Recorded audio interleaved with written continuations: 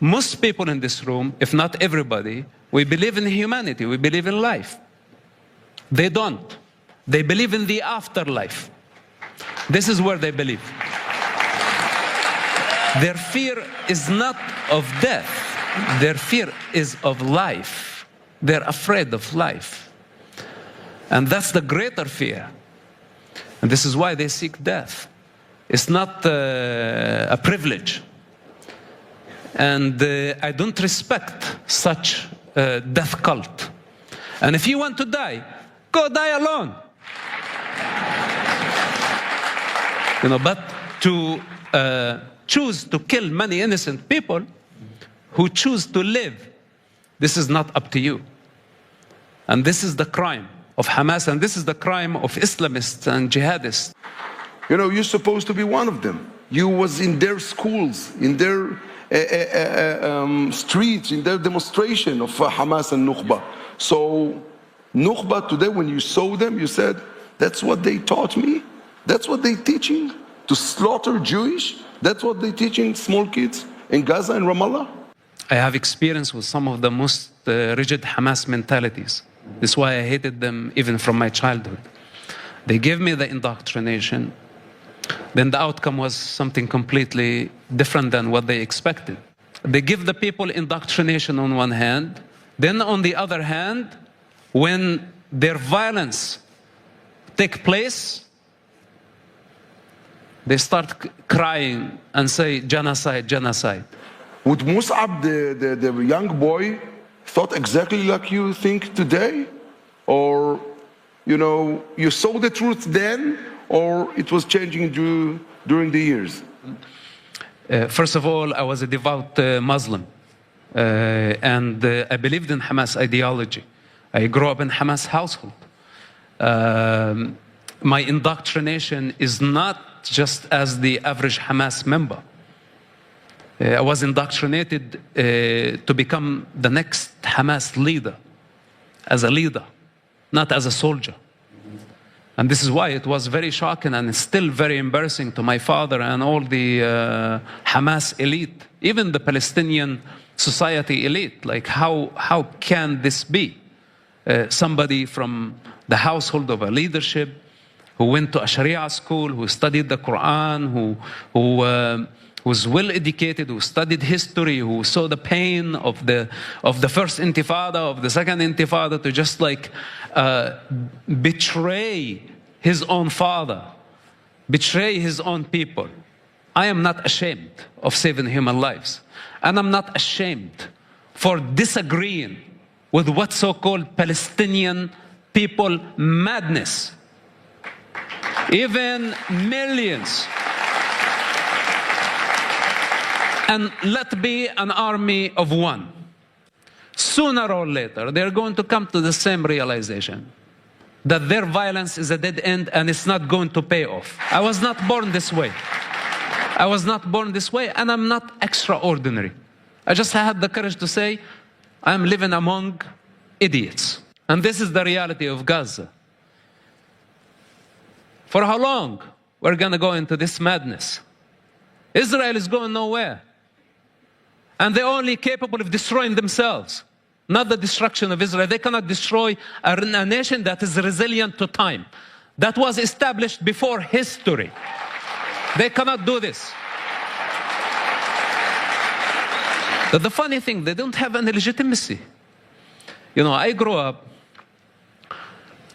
thinking that there was a Palestine that had been occupied by Israel. I look into it, and Palestine is nothing but a colonial entity created by the Brits.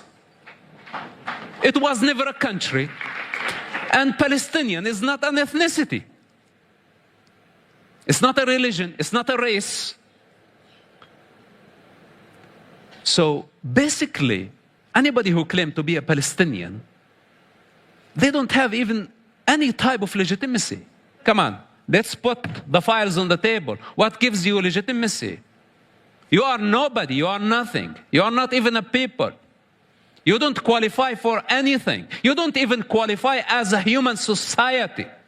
You cannot be trusted What so-called Palestinians cannot be trusted to be close to children the way I don't trust a pedophile to be close to the children. I want to ask you, you said you're not afraid to die for this goal. They try to kill you? Well, they can try. No, but you are murtad. You guy that you left the Islam, and you due to the Quran you're supposed to be dead. Who told you that? I met your father. You asked him? Yeah, I met your father in a prison in Sijin Ofer in 2010. Inside the prison? He said, "If I will see my son, I will kill him." With his own hands? Yeah. I dared him, if he had a gun in his hand, pointing at me, to pull the trigger, and I will give him the freedom. I'll give him the freedom. There are witnesses in this room who know how much I hard worked to protect him from his madness. It was my responsibility towards my father. At 8th of October, if you were the Prime Minister, what would you do in Gaza for the next year to bring the victory? What you would do? The first command I said, evacuate the civilians, even though I don't believe many civilians are there. And I think the vast majority, if not everybody, is complicit in this crime. If it wasn't for the hostages, and if I had the power, today, not October 8th, I lie to you. Today, I wipe Gaza off the map.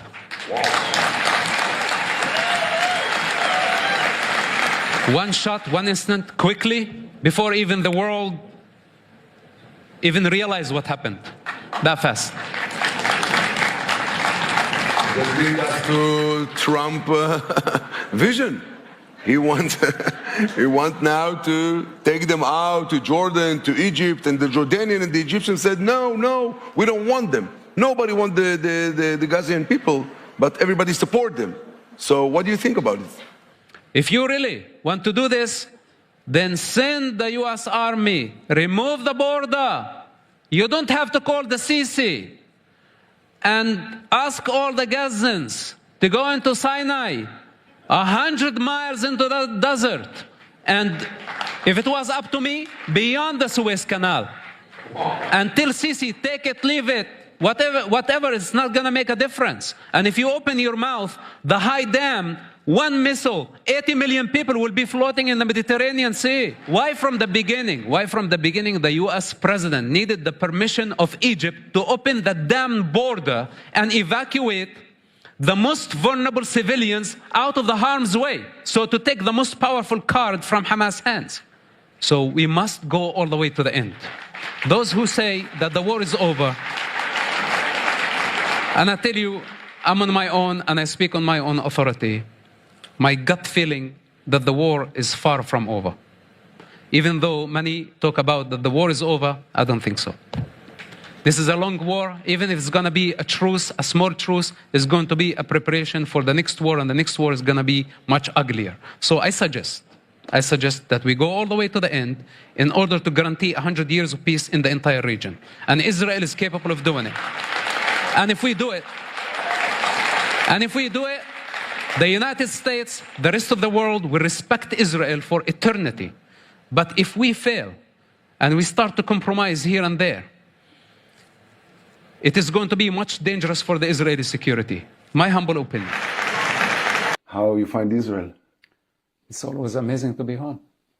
How you see Israeli dealing now, 1 year and 5 months after the 7th of October? We doing good, or we still don't understand what's going on there? Look, it's a very difficult war. It is not just a normal situation. What happened on October 7 and after October 7 and taking children as human shields, sacrificing thousands of people for the sake of Palestine. This is unheard of.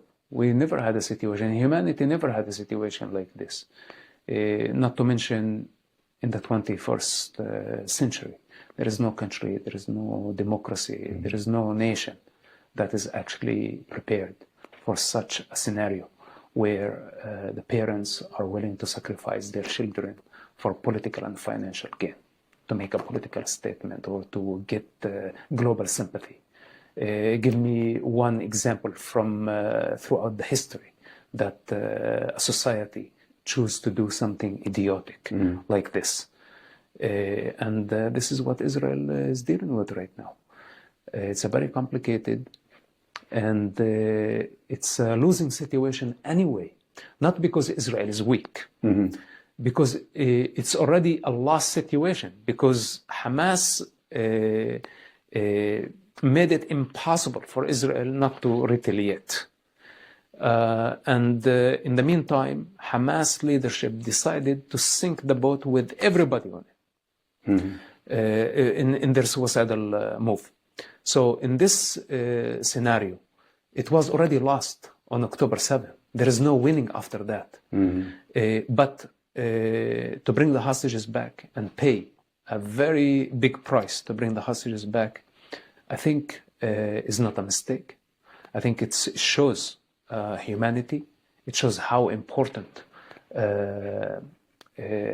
those innocent hostages to the rest of the Israeli society, while it shows how reckless the parents and the leaders on the other side who have been sacrificing children. So this is not about who's winning and who's losing and who's going to win out of this war.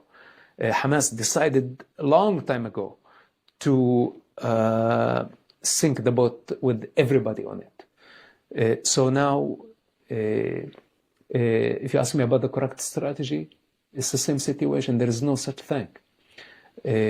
We have to deal with with this impossible situation, day at the time, moment at the time, and be spontaneous and respond accordingly. If today we have the chance to bring some of the hostages, and if that means to pause the offensive, I am with it, as long as we are bringing people alive. Now, but this is not going to be forever, because the number of the hostages is limited, and Hamas cannot play this game for eternity. And sooner or later, they must still pay the price for the crime they committed, and they're still committing. How you felt when you saw all the guys, the big archi-terrorists that you helped to put them in jail, going out, and the Gaza people celebrating the victory? Those who murdered, their crime cannot be washed away. Hamas killed thousands of innocent civilians during the Second Intifada, and throughout 36 years of terrorism. Today, we may think about the hostage families, but have we thought about the families of the victims of Hamas terror, that now they are also witnessing the release of the perpetrators who killed their children, and they're getting away with their crime? But again, it's not about how many hostages we brought and how many terrorists we released, as much as what shows about both societies.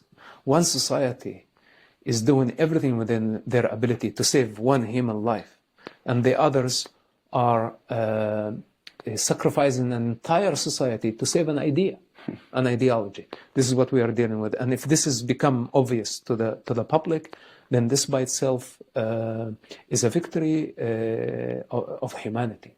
Justice will be delivered. Amen. Toda rabba. Thank you very much. Thank you. Shukran.